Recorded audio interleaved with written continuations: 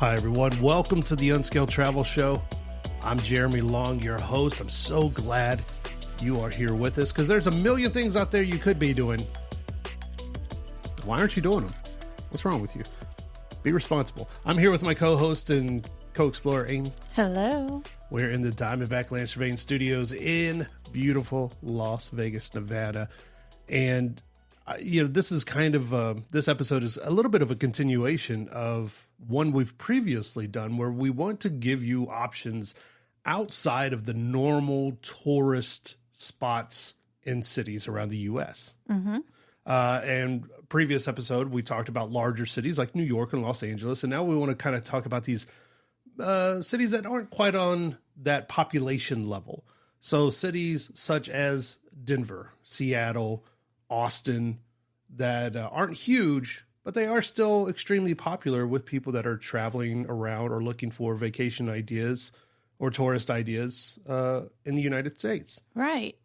We've been to all of these cities, and we do like to go do some touristy things, but we also like to get out and get away from those very touristy places and activities and see what the city's really about. So that's what this is. If you're looking to do something that's not just top 10 things to do in Denver, we're going to give you some of those things. We're going to do our best anyway.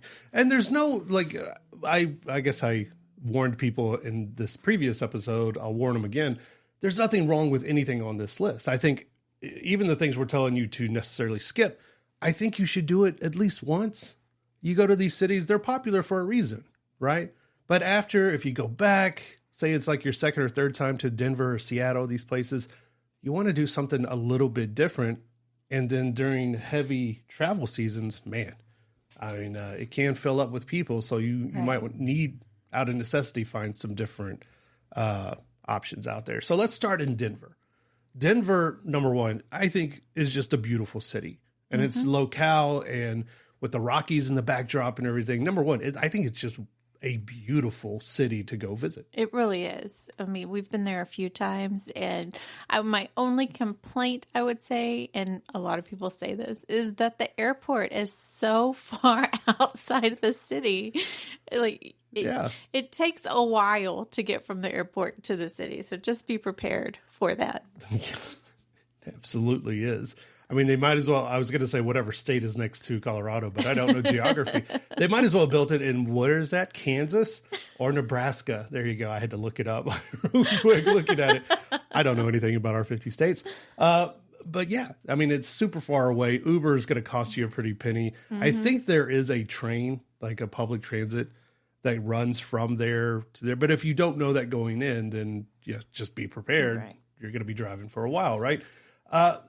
One of the first things that I think you should skip is the 16th Street Mall. And I know that's coming out heavy out of the gate because it is a popular place, right? So if you've never been, the 16th Street Mall is more of like a pedestrian mall in downtown Denver.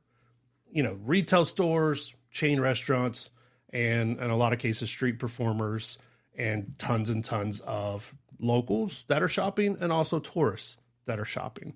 So it's often listed as a must-see, but it's primarily just a kind of a commercial space with national chains that if you are in the United States, you're probably, those same stores and restaurants are going to be where you live anyway. Right. And I would say, even to add on to that list, is the Cherry Creek Mall. A lot of people talk about it. It is a little more like luxury brands, but it's the same luxury stores that you will see in any, I would say, luxury mall. We have them here on the Strip in Vegas. I see them in New York. We've seen them in Italy. Yeah. It's nothing new. We'll just put it that way. It's nothing you're not going to see somewhere else. Yeah. And to me, that wastes valuable time, especially if you are on a limited time schedule, like things you could be seeing that aren't where you came from, which is probably Nebraska or Kansas. I don't know. I think as a good alternative, Meow Wolf's Convergence Station. Now, we have a Meow Wolf here, and I love saying it, meow. I love it. We have one here in Vegas, and now they're starting to pop up. So I think Meow Wolf might be eventually on one of these lists. Right, yeah. Someday soon, because they are spreading like wildfire, and they're, I think, going to be very corporate-y and just touristy and just overdone. very, very quickly if they continue to expand. But right now, I mean, Meow Wolf, if you've never been to one, it is a large-scale immersive art experience, has dozens of interactive rooms, storylines, all kinds of visual elements, and, it kind of focuses on art and those kind of things. It's like activities, and it's family friendly. So, if you have kids and you're looking for something to do, there's things there that you can do with kids. There are some, I would say, more adult things, like there's bars and stuff like that there. But there's a lot of different activities that you can go participate in inside this immersive art experience. So it's kind of a place where you could go and spend a whole day. It's more like an entertainment complex than shopping.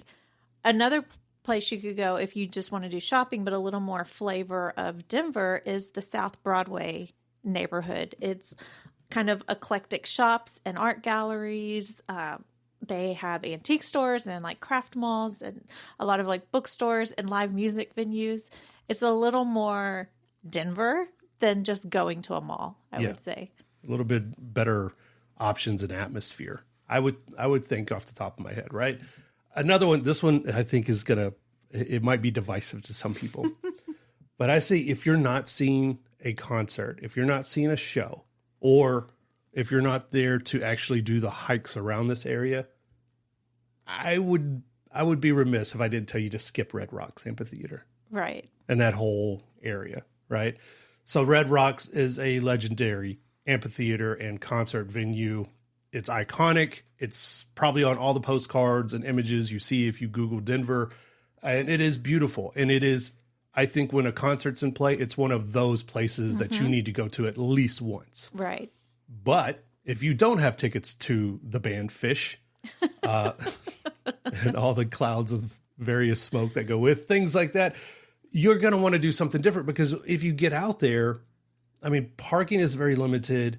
Oftentimes it's overrun by other tourists trying to get that look. And yes, you can find some beautiful views. We did. We drove out there one day that there wasn't a concert. And that's kind of why I'm saying this.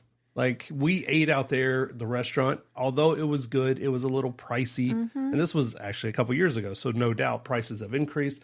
An alternative that is still a little bit outside the city, and you're going to get some like beautiful, if you want hiking and the pictures and all of that, try Maxwell Falls. Maxwell Falls is a little bit like maybe 30, 40 minutes outside of Denver, which is what you're going to do. That's what you want to do. But it's like moderately easy hiking trails near the, I guess, community of Evergreen. But it leads to these scenic waterfalls, and you're going to get like, I mean, that also to me is classic Denver. It's Colorado. Yeah. That scenery. Yeah. Absolutely. And it takes you a little bit away from that area. The city itself. Yeah. To give you something just a little bit different. And it's kind of the same if you go around, say, like Coors Field. Unless you're a diehard baseball fan, which you have to be if you support the Rockies. Oh, shade. I know, right? But unless you're a diehard baseball fan, it's built up around there to where I think the restaurants and the shops, the retail and everything around that particular area. I mean, we hung out on the dairy block, and it's nice to visit once and you see it. And they had a nice little whiskey tasting place and all of that. But after a while, you're just like, this is just like the same stuff over and over and over again. Yeah. And it can get a little bit repetitive, especially on your second or third time to Denver. Instead, Denver has some really great museums. I know I sound like a nerd when I say that, but like the Denver Museum of Nature and Science, and especially the Wings Over the Rockies Air and Space Museum. Right. I mean, we love museums. I think we hit a museum every time we go on a trip. So this is a great city if you like museums. Yeah, especially places like that. I mean, if you don't have to trust my word for it. Go online. Go look at the Google reviews for like Wings Over the Rockies. The Air and Space Museum, I think it's unparalleled. Keep it right here. It's Unscaled Travel Show. We love that you're here with us. Good to see you back. I like your haircut. We'll see you right after this break.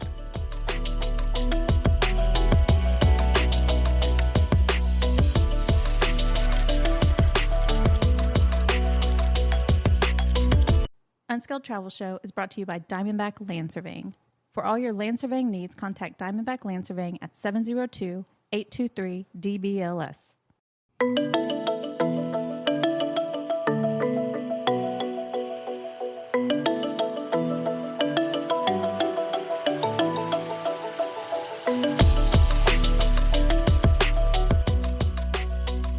everyone. Welcome back to the Unscaled Travel Show. Jeremy Long here with my co-host and co-explorer, Aim. Hello. Coming to you from beautiful Sin City in the Diamondback Landscaping Studios, trying to give you some alternatives to popular tourist locations in medium-sized cities. Medium to large. Medium to large. I mean, no one will confuse any of these cities with New York or LA, but they're adjacent, a lot of them. Yeah. So I don't know. I don't know how you figured that out. Population confuses me. Counting people confuses you. Yeah. Well, number one, yes. Like I grew up in Texas, the education system, whatever. Anyway, so we're going to focus on San Diego. Let's move away from that. We just lost our affiliates in Texas. Talking about San Diego. San Diego is a city that we drive to fairly often. Now it's been a little bit since we've been the last time, but it is in driving distance of Vegas. So we made a point to go there several times and check it out. And there are things that the city is known for, right? Mm-hmm. Balboa Park, the Midway, the USS Midway, and very popular things, but oftentimes in the summer. Yeah. And times of that nature, like it gets just overwhelmed because the city it's geographically in a beautiful location. The beaches, the weather, everything about it is really, really nice on most levels.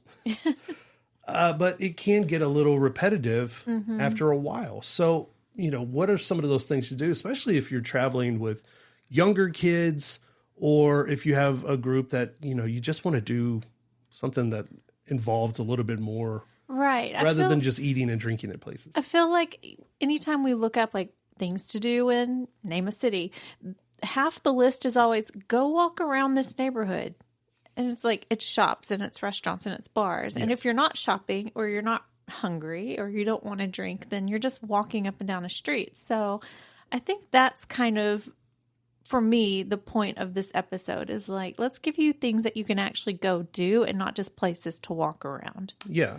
And San Diego has the Gas Lamp Quarter. And the Gas Lamp Quarter is one of those areas, right? You can walk around and eat and drink. And it is very much centered around tourists who have, either maybe Ubered down there or taken public transit down there. And now that is your afternoon, as you're just walking around and doing a window shopping, basically, right? And that's fine. But you don't want to do that every single day, right? Yeah. And I look at places, and I mentioned the Midway. The Midway is a huge decommissioned warship, and it's world famous, and it is now a museum and everything. On certain days, it can be really packed. It is actually pretty close to the Gas Lamp Quarter, excuse me.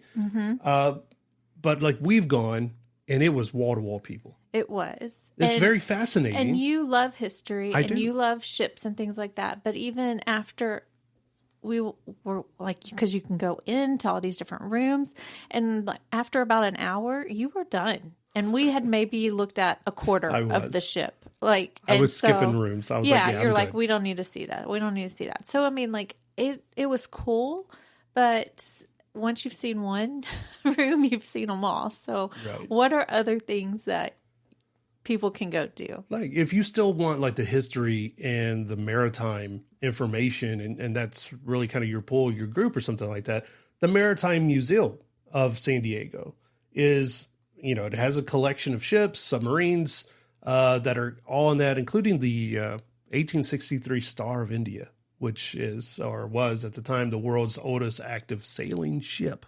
They also have a Soviet submarine. I don't know how they got that. And a replica of a Spanish galleon and things. So you still kind of get the information with a lot less of the crowd. Yeah. And plus, and then I'm going to sound a little, I don't know, a certain way saying this, but like it's starting to get kind of expensive to go to the Midway. I think tickets for adults are like $39. Kids are like $26. So if you have a family of 4, yeah. I mean, and if it's a jam-packed day, you're paying almost $100 plus to not have, to me, in my experience, a fun time.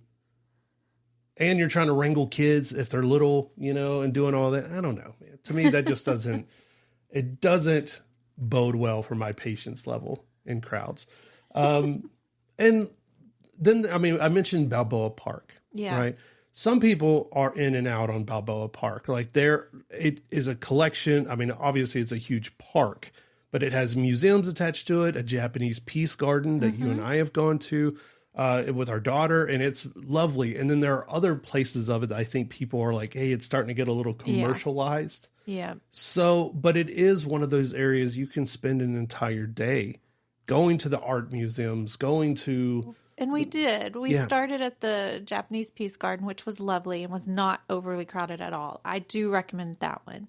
From there, we went to the Fine Art Museum, also not very crowded. But by the time we left there, do you remember they were having a festival like in the plaza area? And we went to one of the restaurants for lunch, and it was packed. And again, it's one of these touristy places where the food was okay, but the price tag was a lot. Yeah. And so we decided at that point we were done with Balboa Park. We had seen 2 things we wanted to see, and we left, and we kind of went outside the city. And that's, I think, when we went to the safari park. Yeah. Oh, the safari park. The safari park, the San Diego Safari Park will always get a recommendation from me. Yeah. Because it is such a surreal experience, I think. It's the closest to like an actual safari that you're going to get in the U.S. That you're going to get in the U.S., right? And they're hand in hand with the world famous San Diego Zoo, which is one of the best zoos in the United States, hands down. So if you get a chance, go to the zoo.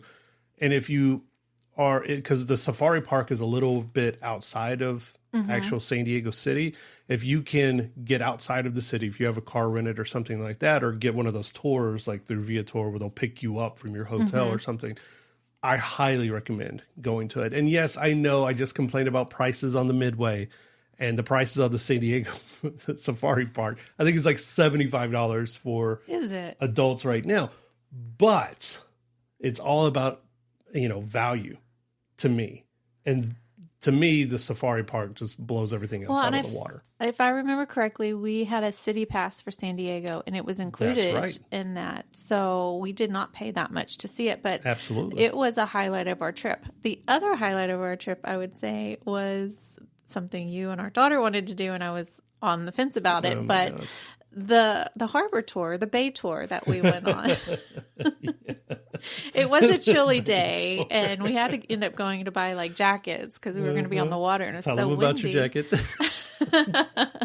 But it was actually really interesting because the tour, it took you out into the harbor, but they were pointing out different buildings and different things and like the history of these things from the water. So it wasn't just you get on a boat and they're going to drive you around and bring you right back. Like they were actually teaching us stuff, and the bridge that crosses over to Coronado. Like it was really educational. And that's where my favorite picture of you exists that I snapped. We picked up those jackets that has a...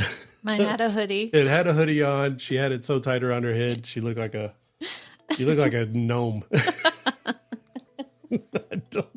I hate that photo. It's the best photo ever. I'm going to put that on our website. Check us out, unscaledtravelshow.com, right? So, I don't know. I don't know how to transition. We'll be right back. Unscaled Travel Show is brought to you by Diamondback Land Surveying. For all your land surveying needs, contact Diamondback Land Surveying at 702-823-DBLS.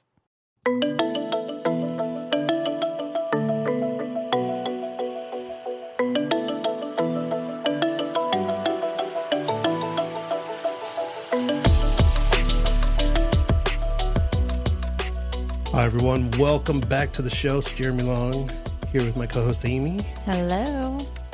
We're at Sin City, man. Aren't we ever? Check us out online, unscaledtravelshow.com. All of our past episodes and interviews.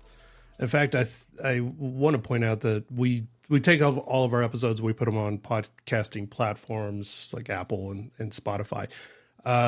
If you're going to bigger cities, New York, LA, I believe it's episode 122. That's for our larger markets that we did a show just like this. So now we're talking more medium-sized markets. And we grew up in Texas, if you couldn't tell from the accent, right? We grew up in Texas, so I want to do Austin and San Antonio kind of back-to-back here. Austin and San Antonio, if you've never been to that part of Texas, they're pretty close together. For major cities, they are pretty close together. I don't think they run into each other like Fort Worth and, say, Dallas. Right. but they are maybe a short drive. Like half an hour, maybe 45 minutes or so from each other. So some of these things will kind of bleed over one into the other. But Austin, I think over the last 20, 30 years has experienced such exponential growth. And then San Antonio itself, as kind of a bleed over, has experienced, they both had like a tech boom where tech companies have kind of popped up or relocated headquarters in these areas, which amounts to growth, rapid growth. Austin is obviously not the Austin I grew up with, but it's still pretty popular. And there are all kinds of things in and around that area, like their concert series, Austin City Limits and South by Southwest and different things like that, that started out as this very locals, like kind of Austin friendly, local friendly thing that are now just corporate entities. They are monstrosities. They've gone into from themselves. being like the local flavor of music and let's highlight some up and coming bands to just huge music festivals, like moneymaker type festivals. Absolutely. And that is whatever. I mean, I don't care whatever side of the argument you're on that. Those things have never been my bag. I don't know. That sounds like Austin Powers. It's not my bag, baby. But Austin still has wonderful things you can do.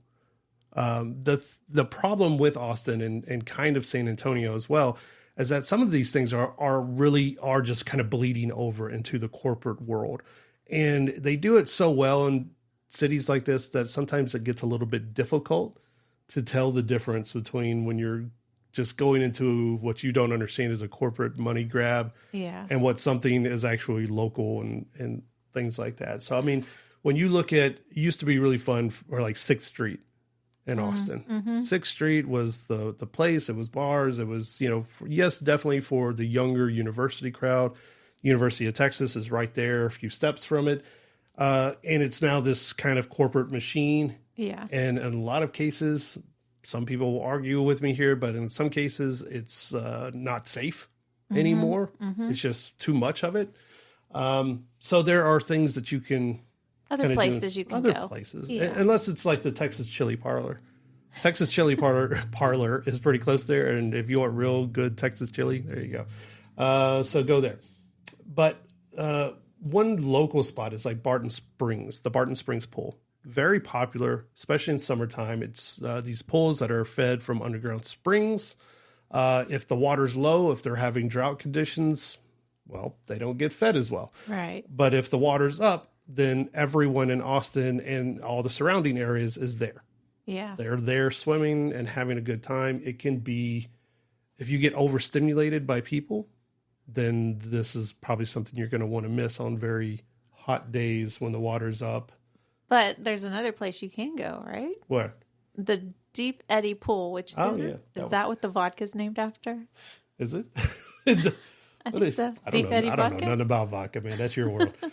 So yeah, a good alternative for the most part is Deep Eddy Pool.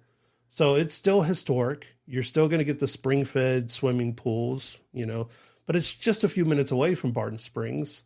It was built during the Great Depression as part of like the Put People Back to Work projects. I forgot what it was called. But you get all of that with a little bit gentler crowds because Deep Eddy doesn't always make the top of Austin lists. Yeah. Because there's Barton Springs. Right. So when you do find crowds there, it's usually people that are actually local and not just transplants. And they're a little bit more relaxed, a little bit more chill, and it has more of a neighborhood feel than Barton Springs on a lot of days. Well, and I would say something else. I always hear people talk about in Austin. You have to go to the bridge and watch the bats at sunset. I always hear people say that. I've gone and done it. The thing with this is you never know if the bats are actually going to fly out or not. I've seen people post videos like they're from other countries. They're in Austin. They're like, I'm at the bat bridge and 0 bats flew out tonight. So like, you just don't know. You can't make them. You can't make them. When I went, some flew out, but it wasn't the hundreds that you see in some of the videos. So it's something that if you have a couple of nights and you want to just sit there and watch the sunset, you may get a great show or you may not.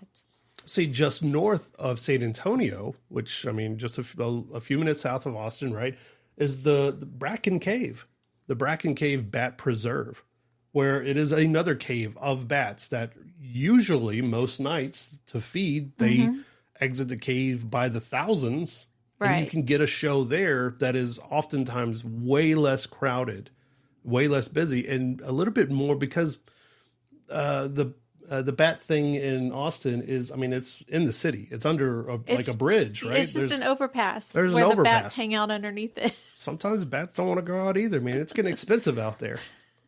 Every time they leave the cave, they're dropping $20-$40, man. You're basically just sitting on the side of the road hoping that they fly out that night. I would go to the cave. If you want to pick one, I would definitely go to the cave. It's a little bit more of a drive if you're staying in Austin, but you're more, I would say, guaranteed to see bats. Or the Austin Nature and Science Center. That's in Zilker Park, but I mean, at least you're going to be learning things, right, about the bats before you're just up there going, what do you mean they're not coming out tonight? Tell them we're here. We're here for the show. Tell them we're here. They don't care that you're there. But it gives you something, especially if you have little ones, and little ones don't always have the patience, right? I don't have the patience. Who you love? Girl, I know. Been around you for years. Stop it. Unscaled Travel Show. I'm going to pay for that. I'm going to pay for that. Unscaled Travel Show. We'll be right back.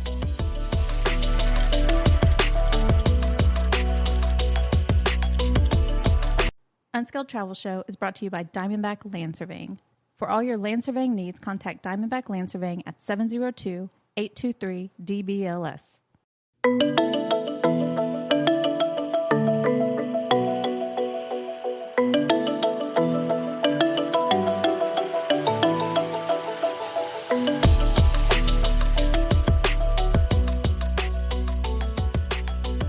Hi, everyone. Welcome back to the Unscaled Travel Show.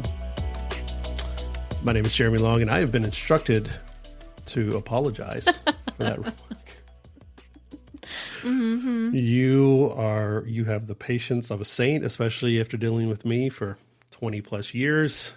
You are smarter than me. Has it been that long? You are better looking than me. And I am a poorly educated man.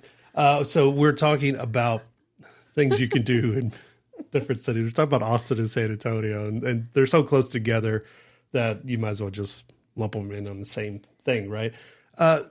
Staying in Austin for just a second, like you can get really interesting tours of like the state capitol building. And it is a beautiful building. Now, I'm not talking politics with anyone. I'm just saying like the building itself and the tours and the history, if that is your thing, is really interesting to do. But a lot of times, I mean, if you're not on a guided tour, you're just wandering around a building. And you could just walk in. Yeah. I walked into it one day and I was just like, Yeah. I was in shorts and a t-shirt. I was the only person in shorts and a t-shirt there. But like I would choose maybe instead to do like the Bullock, Texas State History Museum. That is a mouthful. Something like that will give you the Texas history without, having to do that if you're pressed for time, because it is a busy working building. So a lot of times you can't get into things if it's not the weekend. Some of the rooms, yeah. I mean, the Bullock Museum is an actual museum, so there's exhibits. The Capitol building, as you said, is a working office building, so you can wander around, but there may be areas that are closed to you or other things happening. So the museum is just a little more guaranteed interest, I would say. So switching back to San Antonio, excuse me, the main thing that people know about San Antonio is either the Alamo, which you should never forget. Always remember the Alamo, right? And then the Riverwalk. Yes. The Riverwalk kind of set the precedent for a lot of cities that have redone their Riverwalks in the last couple of decades, like Chicago and, a bunch of other places throughout the world, actually. Yeah. But so San Antonio has this world famous Riverwalk, which can be fun. It can be interesting. And there are a few good restaurants on this actual Riverwalk, and you can do river tours. You can get on a boat and do all that. It's very interesting. Do it once, right? Then there are weekends, oh my gosh, where it is so packed full of people. Now, these are narrow corridors along a river. So packed full of people with narrow corridors. It's like you're in a herd of cattle just, inching your way along this forever river walk. And it's not a fun experience. Well, and there, like you said, there's restaurants, there's hotels on the Riverwalk. So all these places have outdoor seating too. So the walking path becomes very narrow to accommodate their outdoor patio furniture. Go have dinner down there or potentially stay down there one time. But once you've walked the Riverwalk, you've done it. Like there's kind of no reason to go back, I would say. Yeah. And I guess we could do, and I think we've done a show on San Antonio with that actual river walk. And there are nice things, but instead, consider going to what they call Mission Reach, which is on the southern part of the river walk.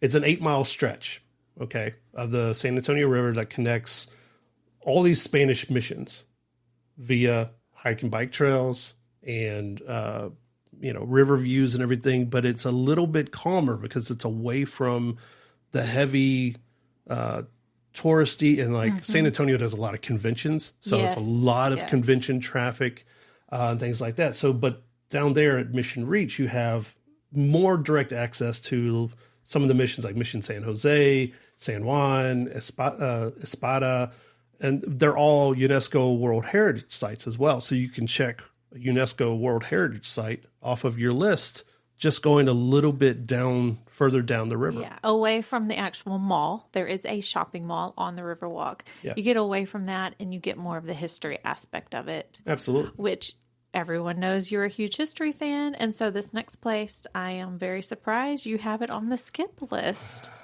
I know, right? Here's where you start getting people kind of writing you angry things. But the Alamo. Remember the Alamo. Visit the Alamo at least once. Do a tour of the Alamo. Walk the grounds. It's very, very interesting. And, it's the site of a famous battle. If you're outside the U.S., it's the site of the famous 1836 battle between Texas and Mexico. And that has this whole history and, some terrible John Wayne movie and things like that. So you can go check out all of that. Do it once. But after you've done it. Once. Twice. Do something else. Yeah. 3 times a lady, right? But again, the San Antonio Missions National Historical Park, which includes the Mission San Jose, all of these kind of places. I would even say if you're going to do it and you've already done say the Alamo, and now a couple years ago, they opened up a museum kind of beside the Alamo that I actually went and covered. They flew me out to check out the expansion of the Alamo history or whatever. I would say do a ghost tour. Oh, right. Learn some cool things. My friend Robert James Anthony, he does RJA ghost tours. Go find some ghosts out there, man. They actually take you around to a lot of these spots. San Antonio is one of the most paranormal heavy cities out there, which is kind of strange. But if you look at the history and the battles and the history, because it's one of the oldest cities, not only in Texas, but also the United States. Yeah. Yeah. And for it to have a battle that actually happened in the middle of what we currently call the city too, is a little bit different than some of these others. Yeah. But you love the Alamo. We've been several times. You've been without me, but it is one of those places. Once you've seen it, you've seen it. So looking for something else, if you're into history, like Jeremy is, there are a lot of other things that you can go do and see. Yeah, and it's kind of the same when you mention places like Tower of the Americas, or places that are kind of like that. Instead, like the San Fernando Cathedral, Main Plaza Light Show. Check out some of those. I've never been to that one, to the cathedral. It's really nice. And also, kind of like any other city with a deep history, it has all of these moments that you probably didn't know about or you won't know about. And so to learn that and take it away, it's a good experience for everyone, I guess. And it has a free light show every night, you said. Yeah. At a light show. Who doesn't love light shows? Probably some ghosts. You might bring home something. Go get blessed at the cathedral afterwards so you don't bring home anything else, right? Unscaled Travel Show. We'll be right back.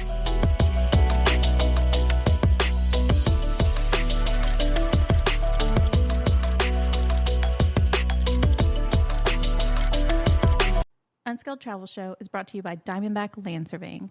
For all your land surveying needs, contact Diamondback Land Surveying at 702-823-DBLS. Hi,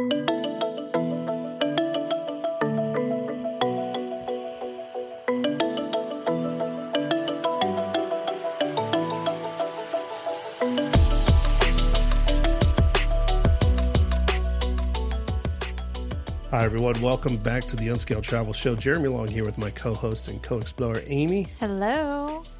We're in beautiful Las Vegas, Nevada in the Diamondback Land Surveying Studios. Hopefully giving you some alternatives to these popular locations in these cities. Yeah, I mean, if people are like us, anytime we go to a new city, one of the first things we do before we get there is Google things to do in the city. And it feels like the same 10 or 15 things pop up. Right. And it's the same 10 or 15 things like for every city. Like there's always you have to go see this museum and you need to go check out this park and you need to go shopping in this area. And it's like, okay, but like what other things are there to do? Yeah. And I think this is a little bit of my gripe with the current state of, say, influencers or travel vloggers or whatever. Most of them, now there are a few that are better, blah, blah, blah. There's that statement. But most of them just go to Google and they find the top 10 and they go there and then they act like this is the best thing ever. This brand new shopping center that was built in 2025 is such a hidden gem. It's like, it's in the middle of the city and it's got 6,000 reviews. It's not a hidden gem. Right. And old man yell at cloud on that all day. Do some research, man. You know, I don't advertise it a lot, but we've said multiple times on the show, like a great place to actually find locals that have good suggestions is Reddit. Yeah. Go to Reddit and look at, someone else has probably already asked the question, like, what else is there to do in XYZ city? Do a quick search of that, whatever city you're planning on visiting, and underneath you'll probably find some actual off the beaten path hidden gems. Right. I used to use Pinterest to find this, but now it seems like Pinterest is just another social media platform where everybody's covering the same top 10 things to do in Florida. Yeah. But now I do go check Pinterest because most larger cities, someone has asked the question, what is there to do? And you can see somebody asked this a year ago, somebody asked this just 3 months ago. So you even get like up to date answers. Absolutely. And that goes for even places like New Orleans. New Orleans is heavily known for just like one area, right? It's kind of like Vegas. People go, oh, the Strip. Right. Okay, I get it. So for New Orleans, it's the French Quarter. Yeah. Right? That's what most people outside of that area know New Orleans for. And yes, I think Bourbon Street, for all of its Strip-like qualities that aren't very good, I think everyone, if you're of legal age, because there are adult things down there, experience it once. If you get a chance to go to Mardi Gras, the actual Mardi Gras, do it once, because I promise you, it's like Vegas in the sense that you'll either like it and want to do it again, or you'll be like, that I will never even think about doing that again. Right. That's the feeling that most people leave with Mardi Gras. And even the French Quarter, Bourbon Street, right? Instead of like Bourbon Street, which is like the famous street in the French Quarter, packed with bars. It's very commercialized now. Just outside the French Quarter is Frenchman Street. It's more music focused. It has a stretch of venues and galleries and night markets just outside the French Quarter. So it's still lively. It's still New Orleans, but it's centered on actual local live music and local artistry rather than, say, binge drinking. Right. That's what I was going to say. Commercialized fun. Yeah, because I feel like Bourbon Street was a lot of these franchised bars that you will see in any big city. Mm-hmm. Because now it's like country stars attaching themselves to bars. So that's like what's happening in Nashville right now. And Jason Aldean's this, and it happens in Vegas too. I mean, we have all kinds of peoples, whatever. And do you remember when we were walking down Bourbon Street and every single bar we passed, they all had a live band and they were all playing the same exact song. We kept catching the same song just in different spots as we walked down the street. And it was just like every single bar was exactly the same. It was Sweet Child of Mine. It was. and they were all beginning at the same spot. Yeah. And I was like, am I going crazy? Have I had enough beautiful Abita beer, which I love Abita. Well, but and that's something else you can do. Abita Brewery Abita has is a tour. not in New Orleans. It's in Covington, which is around the water. But you can take a little trip over to Covington and go tour the Abita Brewery. Yeah, I mean, that's a great alternative. Another thing, like alligator tours, swamp tours. So they have, in New Orleans, they have like big commercialized ships. What their whole thing is like get as many people on these boats and go out into the quote unquote swamp, and you might see some alligators and things like that. It's a money thing, right? I totally get it. But if you travel just outside of New Orleans to a little bit smaller areas and just a little bit of, there's a few companies, they have maybe one or two boats, but it's a more personalized experience. At most, you're going to have maybe 8 to 10 people on a boat, and they'll take you to places that, because, I mean, they're usually the owners. They could do whatever they want, and they'll take you to different places. And like, if you actually want to see alligators and want to interact with alligators. What are those boats called that have the big fan thing on The them? airboats. Airboats. Yeah, like airboats, man. Actually, they actually have companies that have the real live airboats that you've seen. Remember that Burt Reynolds movie from years ago? I think it was called Gator. I have no idea what movie you're talking about.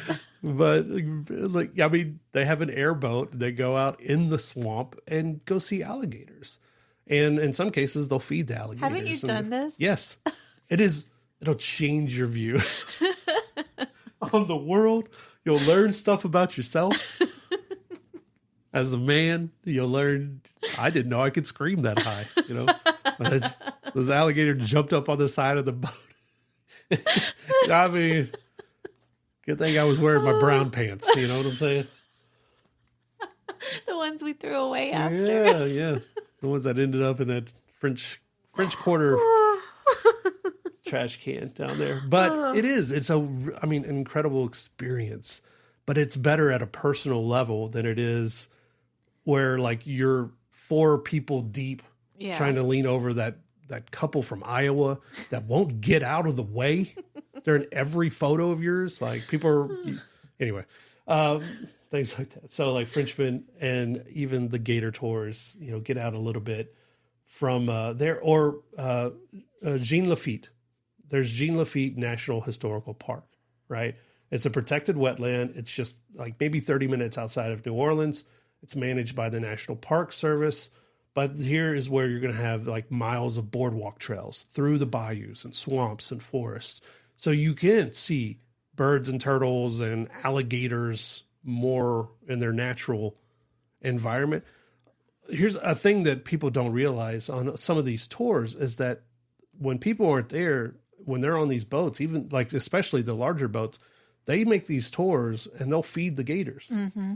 They'll get them used to coming up to the boats. Yeah. And you don't want that.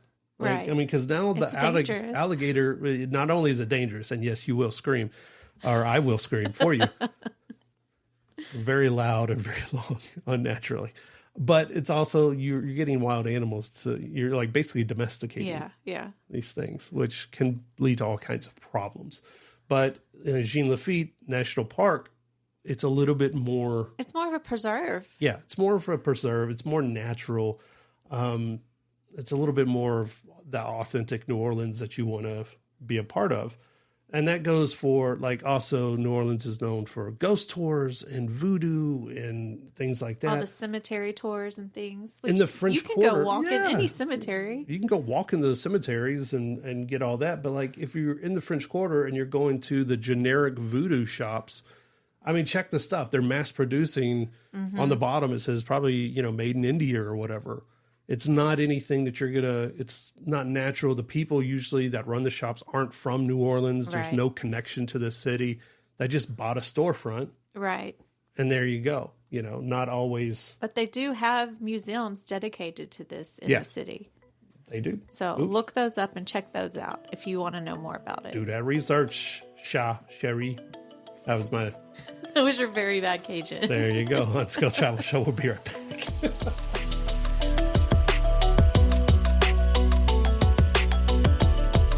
Unscaled Travel Show is brought to you by Diamondback Land Surveying. For all your land surveying needs, contact Diamondback Land Surveying at 823 DBLS.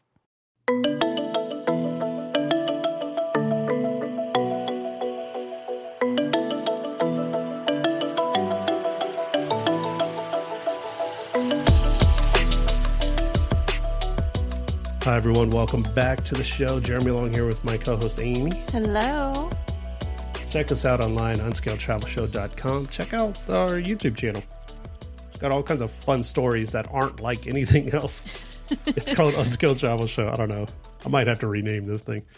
We travel around to different places and find interesting stories about the places that we travel to. Not all of them are happy. Most of them are not. I don't know why I lean toward unhappy stories.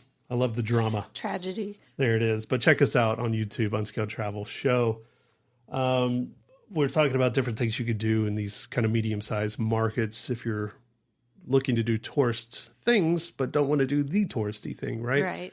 Right. So we have talked about like San Antonio and Austin. We just chatted about New Orleans and San Diego and Denver. The city I wanted to end with was probably one of the first cities that we went to, like, for that very reason. Like, right. I know New Orleans was like our very first city we traveled to together, but like Seattle was a little bit different, I think, on our West Coast visits. Yeah. And it's a city that we've been to many times now. And I don't know, there are wonderful things to do. There are different, I mean, every city has stuff, right? Yeah. They have both good and bad. And Seattle, I think, is one of those places that falls in one of the other categories for people. They either really like it, or maybe it's a combination of the weather or something like that. They don't like it as much as other places. And so I think Seattle gets a bad rap, but I think there's wonderful things to visit and see in Seattle. And yes, I used my keyword wonderful because I actually mean it. Well, and I feel like everything that is on our skip list is when you say you should do it all once, you definitely need to do these things once. But after you've been to Seattle and you've been to the Space Needle and you've been to the market, what else are you going to do when you go back? So that's what this list really is, because you should hit all those places.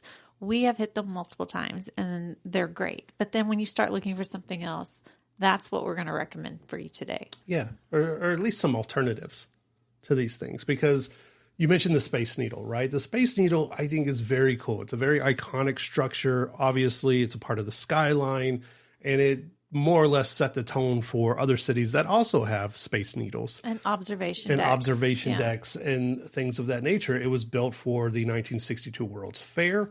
So it has this beautiful panoramic observation deck, like you mentioned, and it can, on very busy days, not be worth the trouble. Right. Well, the last time we went, they were doing timed entries, and it actually didn't, because of timed entry, we didn't have to wait in line very long. But two, it was a little bit at a disadvantage, because as you walk up to the elevator area, there's all kinds of photos and history on the wall. But we were kind of hurried along to get to the elevator, so we missed really getting to see the history and the building of it itself. And it was like, okay, get on this elevator and go to the top.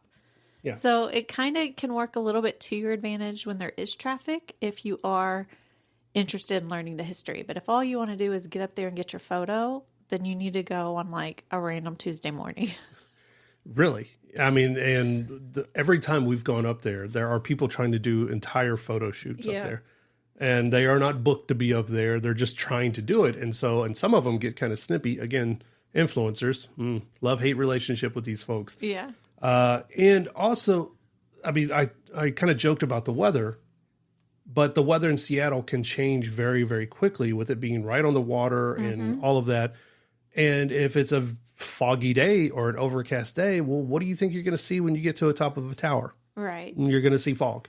But if you do want that observatory deck experience, there is an alternative. Yeah, the Skyview Observatory at the Columbia Center. Okay. It's an observation deck that's on the 73rd floor of Seattle's tallest building. So it's actually taller than the Space Needle. But it offers those same views. And plus, with your pictures, you're actually going to get the Space Needle in the background. Which is cooler. Which I think adds a little bit to it. I mean, It's one thing to say you went up in it. It's another one to get an actual picture of the skyline. So, Well, I have a question for you. Right next to the Space Needle is the Mopop Museum. yeah, Is that a skip or a must-do for you? I think the Mopop is really fun. Yeah. The Mopop is the Museum of Pop Art, right? Modern popular culture, something. Yeah, modern popular culture art. It's music, it's movies. That's a little bit of like the city's history with, say, like the development of grunge music. So Nirvana and Pearl Jam and, you know, these kind of, so much came out of like the Seattle music and art scene.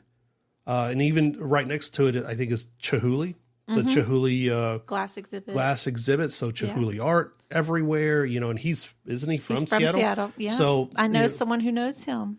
Has coffee with him every Saturday morning. Oh my gosh, yes, I forgot. Yeah. Yep. I hear about it all the time. I have coffee with him every Saturday. Like, will you get out of here, dude? And you're gatekeeping that? They won't introduce me to nobody. They know Chihuly. They know Tom Skerritt. And they won't introduce me to either one of them, man. I'm so I'm over that. That's another reason why you should go. Seattle has a lot of celebrities or semi-celebrities, I would say. A lot of wealthy people live in Seattle. And they're just there, a part of the city. They're not Chihuly, the great artist or whatever. Like you said, they have coffee with your friend almost every Saturday. They have a Saturday morning coffee club, and he's one of the members. and he's just another guy there. Yeah. And, you know, I've seen his art all over the world. Yeah, I've seen his art. Corpus Christi, all kinds of places, but it's one of these things. I mean, the Skyview Observatory, the Mopop, the Chihuly Art Garden, I believe is what it's called. And even, so like Pike Place Market. Pike Place Market is one of these things. Definitely do it once. Do it twice, okay? Yeah. And in fact, they have a donut place there that's one of our favorite places in the world to get donuts. Love the donut place. The line can get so long, though. It gets so long because it's so good. Yes. And just a few steps away is the very first Starbucks. Now, people have this, grind gears at Starbucks thing, but the very first Starbucks store is located in Pike Place Market. Go by, see it, pick up some merch. Yeah, I was going to say, little tidbit, you can get specialized merch that's from that store. You cannot buy it anywhere else. Yeah. But I have a cup that is from the original Starbucks and has a different logo than anything else you would get at a different Starbucks. So if you like coffee, you might want to stop in. There you go. And it is actually, and that's just a few steps away from like our favorite chocolate place that we still order. We order and they ship chocolates to us all the time, right? So there's places like that. Do that. But I think on one of our trips, I think we were there 3 or 4 days, and we ended up back at the market like 3 or 4 times because we didn't really know what else to do, which can be a problem. The Seattle Center and Pacific Science Center is another place. Like, go, because it's right there in that area. It's in the same complex as the Mopop, as Chihuly Garden Glass, as these other places. But it's kind of a little hidden away. And with it being next to the Space Needle, I think it gets it fades a little bit into the background because that's like the main thing. But it's still very much Seattle. It still feels welcoming. It's interactive. And, you know, I think on a different level, it's much more manageable for people who don't want to deal with the crowds. Right. And something else, you know, you and I, we tend to go to either a zoo or an aquarium at every trip we end up on. Yep. And we did go to the Seattle Aquarium, which is not far from the market. It's down on the water. I will say it's a small aquarium. Yeah. So you're not going to spend all day there, but it was very interesting because they have a huge conservation effort and they had people there talking about all the different things that they're doing to help clean up the bay there and to help the sea life. And they even had a little outside part that had otters and all kinds of stuff. But this was the place that had the giant octopus. Do you remember this octopus? Yes, it is in my nightmares. It was following you around the tank. I know. That's why. It was one of the better small aquariums I think we've been to. If you have a car or a way to travel, if you're in Seattle and you go there and it like piques your interest and you want something maybe a little bit bigger, maybe half an hour outside the southern part of Seattle is the Point Defiance Zoo and Aquarium. And it goes out to a little jut of land that's there by the bay, and you'll get a little bit bigger experience, but go check it out on Google. You'll see all the 5-star reviews. I mean, like 15,000 of them. It's a wonderful place that gets you, I guess, away from downtown Seattle and out to do something else. Yeah. Or consider a harbor cruise, or they have those planes. The seaplanes. The seaplanes. That'll take you up, get a great view of the city, especially on those beautiful, clear days. So much There's nothing to quite do. like it, man. Such a great city. It's the Unscaled Travel Show. Thank you guys so much for joining us. Check us out on all the podcasting platforms. We'll see you guys next time.